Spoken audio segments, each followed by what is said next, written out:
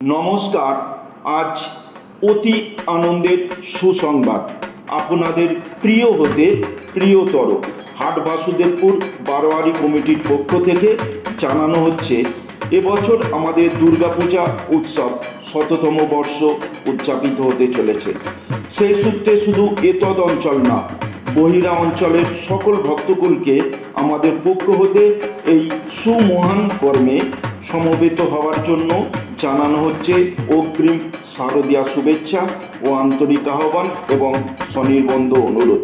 আপনি আপনার বন্ধু বান্ধব, আত্মীয় পরিজন, প্রতিবেশী এবং সহকর্মী সকলকে নিয়ে আসবেন আমাদের এই আনন্দ উৎসবে।